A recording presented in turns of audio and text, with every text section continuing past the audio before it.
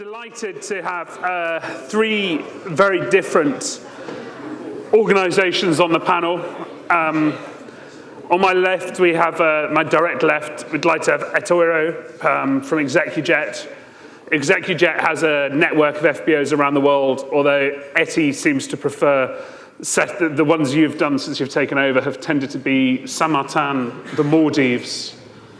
I think there's a connection here, I just can't work it out yet. I think you drank something at lunchtime. That's true, isn't it? You have launched Bali, those well-known business destinations. Next to Etty, we're delighted to have Nicole. Nicole's from Pratt and Whitney, Canada, and has you see the FBOs as your enemy, that's right, isn't it? Absolutely. Absolutely, and on her left, we're delighted to have Adel from Jetex. If you are not familiar with Jetex, you obviously haven't looked at anyone's name badge here or at any aviation show. And Adel's very excited because last week he opened in Marrakesh, and everyone's invited to visit you in Marrakesh. I hope to host all of you in Marrakesh next time. Okay. Adel, what's the big themes of you don't like the word FBO, so let's call it private jet terminals? We believe FBO, the first time, the word of FBO came 100 years ago, when the FBO function used only for fuel only. So historical FBO is mean handling and fueling. But for the time being, FBO means the customer experience that we deliver to the passenger when they come to the terminal. So we don't believe this is FBO work at all. It's like mixed between what you are doing in the RAM side or what you are doing in the land side. So on the land side, you are doing pure customer experience, while in the RAM side, you are doing aviation. So we believe that this mix between hospitality and aviation. And what's the big theme of the market? We're about to see a major divestment, or by one FBO chain. We are targeting to develop a chain of FBO focused on the customer experience. This is our theme that we are targeted to do.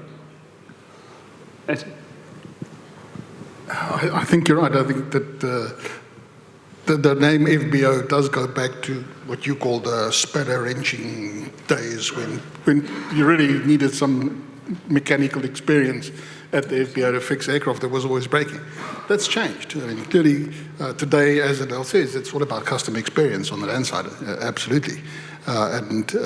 It's that differentiates one FBO from the other, is what the customer experience is. Is that anywhere in the world? I think it varies around the globe, but by and large, I think that most people going through a private business jet terminal will want to feel special. Nicole, you supply hundreds of FBOs, thousands around the world. How do you see the business?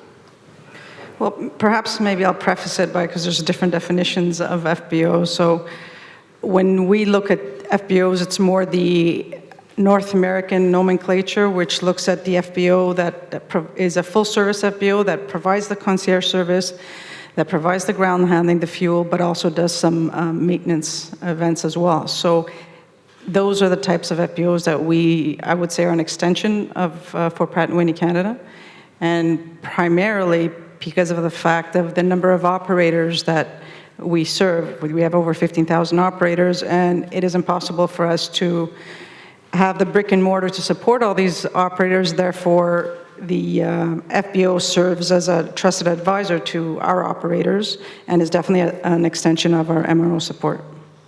I agree, and that's where we grew from. I think it's important that the FBO, no matter where it is in the world, either it has a close association with some sort of maintenance organization, because invariably there is going to be some issues reported, and the easiest place to report it is going to be through the FBO. So for us, traditionally, we've always had FBOs associated closely with MROs.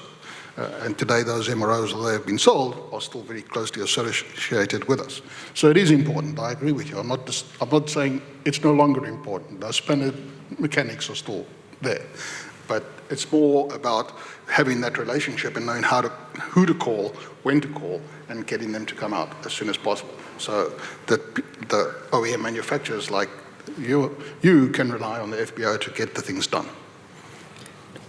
Completely agree with the entire customer journey, the customer experience, and it's all about that. It's no longer just taking the flight. It's everything that comes before it and after it, so which is very important. I see the FBO function again depends on the region. So the FBO function in South North America function different than the function of like Europe, Middle East, or Asia Pacific. And this is where we can see the fuel in this region, South North America, focus about fuel sales, and this is the main generation of the income, while the FBO in our region depends on the ground handling and the concierge that we are doing for the passenger when they are leaving the terminal. This is the difference between both regions. One of the interesting things is you get more face-to-face contact with customers than probably anyone else. I guess the operator crew is the only exception to that. But you guys see owners and you see their frustrations. I believe the future FBO is how to develop the CRM system, because and then you have to focus about the end user. End user is not the aircraft operator only. The end user is the passenger themselves. So developing the CRM system, which like to contain all the priorities and the favorite reception for the customer, which is the end user, is what the future of the FBO should be.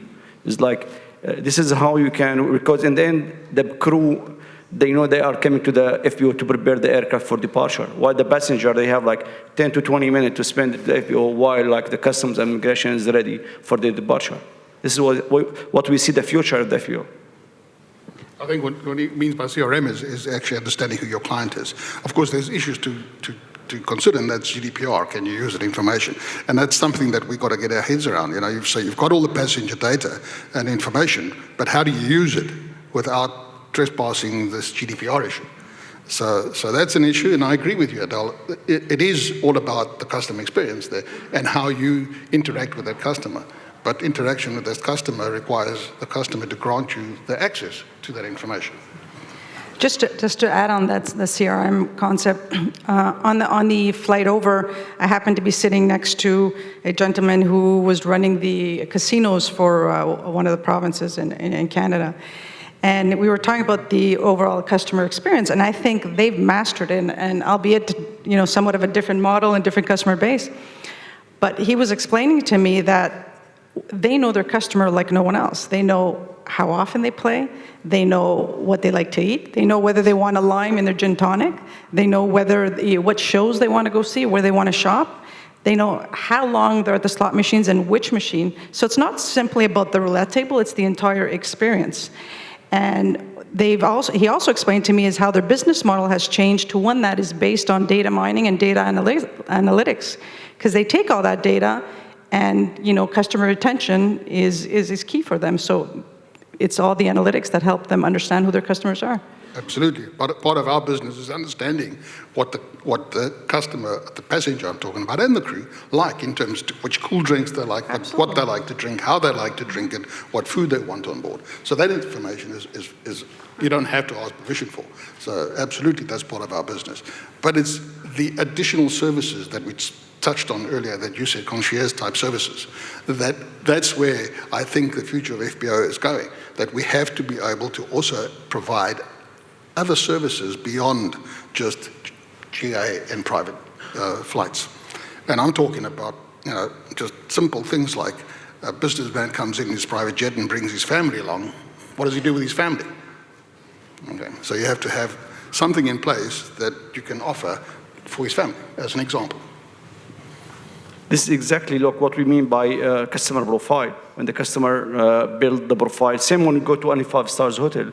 The hotel all the time having first time you check in, you have all your favorite. So you build customer profile about all their needs, what they want the first day, like all this one. This is what we are trying to build by what we mean by developing CRM and the FBO in order to develop the concierge service. The service is not limited for the FBO, aircraft handling, marshalling, park the aircraft. No. Should be like extend this one in order to facilitate all the service out of the terminal as well.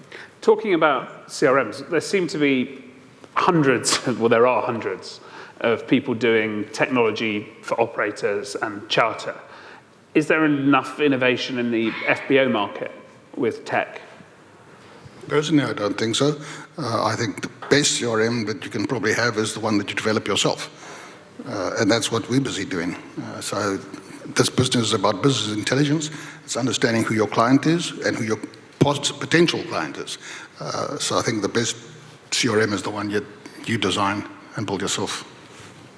For us, the CRM is mainly to know the preference for the customer and what they like in order to make their experience in our terminal is seamless experience. This is the target of the CRM.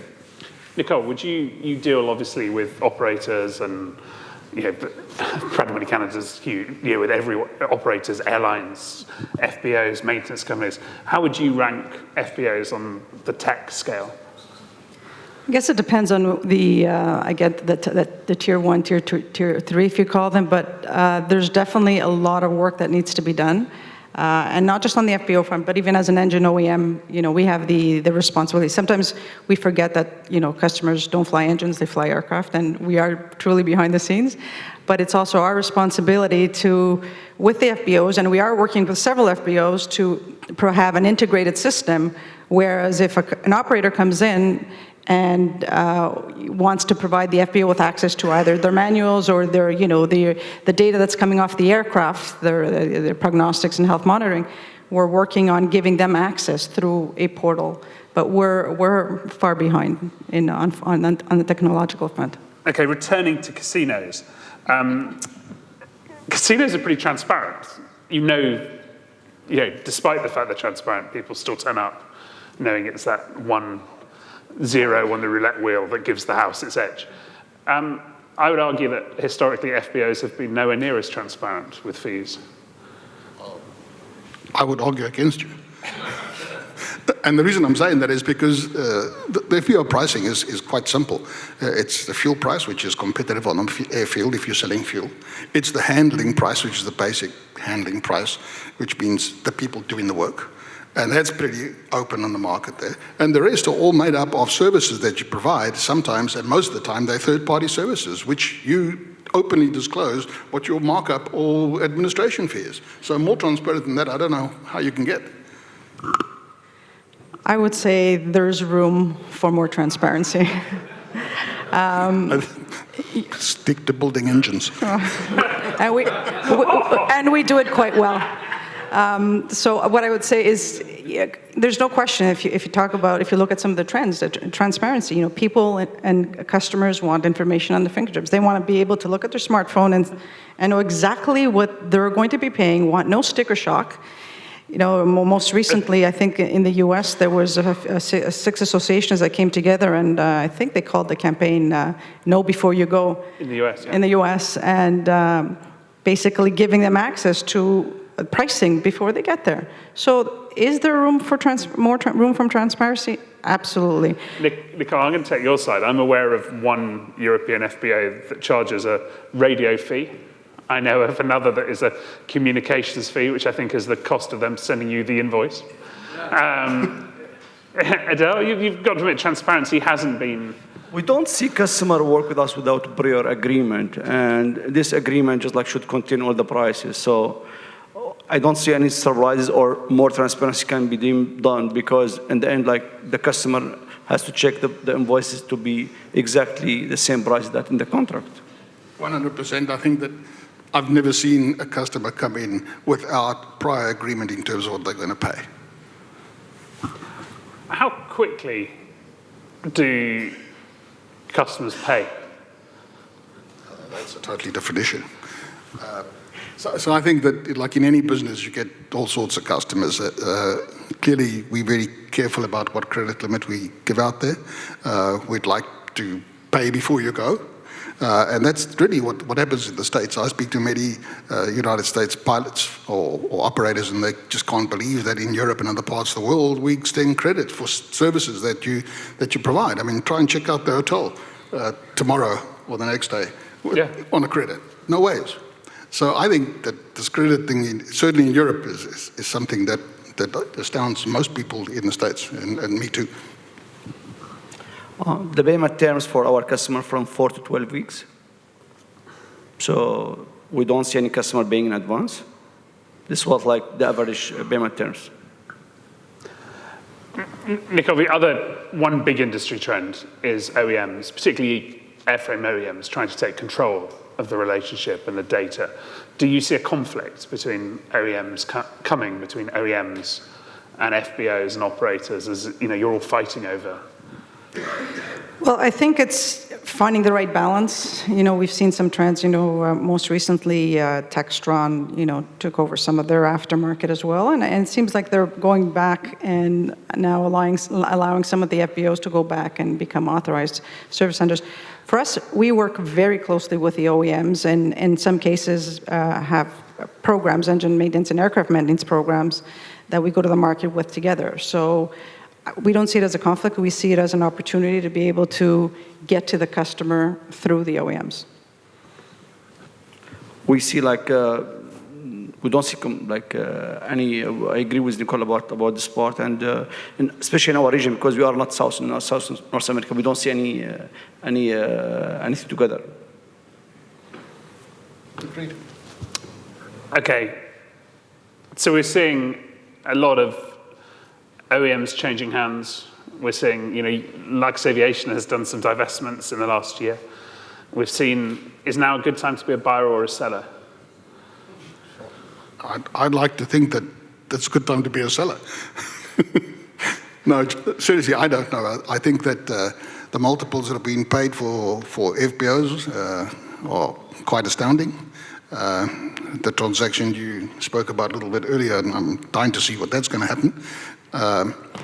But certainly in the States, we've seen multiples in double digits, not last year.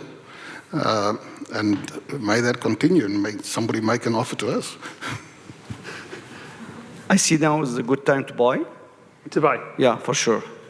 Because a lot of opportunity in the market, especially for the single FBO. And this is how we can make more expansion. Sell is too early. We're still in the early stage. So we are very hungry to buy more FBO, and we just last month we acquired 2 single FBO, one in Marseille and one in Toulouse. Is it easy to find new projects? No. This depends on the airport slot. So it's not an easy to find, especially when you find single FBO. For sure, we are talking about big networks, so you cannot talk to them because they're already building the network. But when you find single FBO, this is how we can grab the opportunity. I think it's right. I think it's difficult to find new projects. I think if you in the very light jet market, like in the States, where the FBOs there are already smaller FBOs, they do their own maintenance on the turboprops and pistons, then I think that if that's the business you're in, then there are opportunities. But certainly if you're just in the business jet market, those opportunities are far and few between. Okay, one of the big themes of the conference is the environment, in case you missed it, sustainability and climate change. How can you guys make a difference? And Nicole, you can answer as an engine OEM. So yeah, it was surprising to see. Well, actually not that surprising, but I'd say 75% of the panels or discussions today either talked about sustainability, flight shaming, et cetera. So our corporate responsibility as an OEM is definitely to come up with products and materials that obviously have less impact on the environment, less emissions, less noise. We're also working on engine maintenance programs. We talked about carbon offsets earlier, so we're exploring those avenues as well. And I think it's, and I don't remember the lady who was on the panel earlier, but she said it best. We don't want to have just that check in the box to say, yeah, we're green or sustainable. It's truly making a difference and going out there and being able to back some of the decisions we're making and some of the outcomes as a result of being more environmentally friendly and corporate responsibility as an OEM. How recyclable are engines? Recyclable are engine parts? It must be difficult because there's a lot of ceramics, there's a lot of... It depends on, you have anything from ceramic to titanium to magnesium, which we stay away from, but a lot of our material is recyclable. Adel, what can you do to be environmentally friendly? We are trying, but unfortunately, because we are only on the ground, so we don't have anything except like, we are targeting to have like electrical vehicle on the ramp area in order to So transfer you're switching your Rolls Royces to Teslas? Yes, this is the plan. I think it's for the FBO, besides selling sustainable fuel when it becomes readily available, it's the equipment you utilize. And I think that this equipment on the market today that is carbon neutral and doesn't give any carbon off at all. But there's also some technology advances going on specifically in the areas of GPUs and things like that. So I think there's that. And I think the FBO also has a role to play in terms of influence in the airport. In changing its infrastructure. For example, having availability or systems available so that APU doesn't have to be used to cool the aircraft down while you're waiting for passenger, as an example. And electric aviation's coming. It is definitely coming. There's no, we've already seen the first flights at the end of last year, first scheduled electric. We're seeing electric trainers coming in. There's a conference about this next month in London. If anyone's interested. It's one of the key themes, but we're seeing it happen. How is that going to change when you guys can't make money from fuel? Sell electricity. Again, this depends on the region. We don't see this one happen, and for example, in Middle East, because for the time being it's long distance. We can see many will happen in Europe and US, especially for the coming 10 years. In this case, the FPO will be like electrical station instead of like gas station. Okay, let's end with some friendly, nice questions. Just before Christmas, we saw Carlos fly from Japan to Turkey. It's not a great advertisement for private jet security. No, it's not at all. But what's the role of the FBO in that? I find it difficult to find a role, except that if rumor is true, then the passengers switched planes inside a hangar. And that, I guess, is partly an FBO issue. Do you get to charge more for lifting a box with someone in? Absolutely.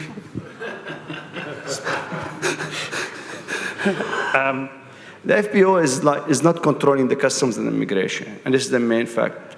And so the major business for the FBO is just like to arrange everything. But customs and immigration is controlled by state. So I don't see any involvement in the FBO in this part. Having said that, I think that we'll see some legislations coming down the line in not the too distant future. We're in Japan and Turkey. but I think you'll see legislations coming through where some responsibility will be passed on to the handler in ensuring that you understand who the passenger is, that you declare it properly, and so on. Right now, it's up to the authorities to check that. But I think that the authorities probably got their hands full with other issues. And in both in Japan and Turkey was no FBO. Sorry? In both in Japan and Turkey, there was no FBO. Did everyone, you wonder how quickly FBO chains were checking which airports he'd flown out of. Okay, so we've all agreed that the word FBO is rubbish until we have MBOs of FBOs. What should we call it? Adel, you've been giving it lots of thought. For us, seem like early when they name for example, Landmark Hotel, like Four Seasons Hotel, Ritz-Carlton Hotel. Now they Landmark London, Four Seasons London, Ritz-Carlton London. So you don't see the name of FBO will come in the future. Just like they will name, ExecuJet Dubai, Jetex Dubai, Signature Paris. They will keep the name without function of the FBO. It's what we see it. I thought you just wanted everyone to call it a Jetex. Hopefully. No, not ExecuJet, I don't think. But personal passenger terminal? Nicole, any thoughts? Customer experience center. A little boring, but it's... I like that. Yeah. Okay. Any questions from the audience? Slido, the only comment on Slido is that we should be trying to sell ExecuJet to Jetex and get a commission. If not, thank you very much to everyone on the panel, every speaker today. If your drinks will be through next door, if you would like to go on the historic pub tour. It's only historic if you make it historic. The pubs aren't actually that old. And it's a very short distance, and there's a map outside you can join at any time. Please can you collect a wristband so you get free drinks. Otherwise, you're welcome to buy drinks for everyone with your own card. And then the cocktails there, the pub crawl, and we look forward to seeing everyone tomorrow. But before that, can I thank Nicole, Adel, and Ettore. Thank you very much.